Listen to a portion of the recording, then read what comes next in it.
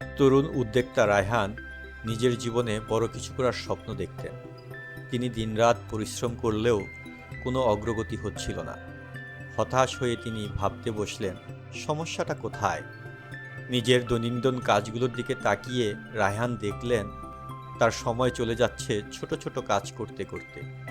গুরুত্বপূর্ণ কাজগুলো দিনের পর দিন জমে থাকছে, আর এতে তার মধ্যে চাপ বাড়ছে। সমস্যার গভীরে গিয়ে তিনি বুঝতে পারলেন তার সবচেয়ে বড় শত্রু হলো কাজ ফেলে রাখা। একদিন তিনি একটি সেমিনারে যোগ দিলেন, যেখানে ব্রায়ান ট্রেসি নামক এক প্রখ্যাত লেখক একটি শক্তিশালী ধারণা শেয়ার করলেন। ব্রায়ান বললেন, প্রতিদিন সকালে একটি হাতি খাওয়ার অভ্যাস তৈরি করুন। হাতি খাওয়ার কথা শুনে সবাই চমকে উঠলেও ব্রায়ান ব্যাখ্যা করল, এর মানে হলো দিনের সবচেয়ে কঠিন এবং গুরুত্বপূর্ণ কাজটি প্রথমেই সম্পূর্ণ করা।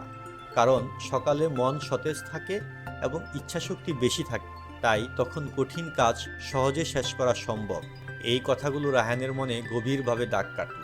তিনি বুঝলেন, প্রতিদিন সকালে ছোটখাটো কাজ করে সময় নষ্ট না করে প্রথমেই বড় এবং কঠিন কাজগুলো শেষ করা উচিত। পরের দিন থেকে রায়হান একটি নতুন রুটিন শুরু করলেন। সকালে উঠে তিনি তার হাতি খাওয়ার কাজ শুরু করলেন।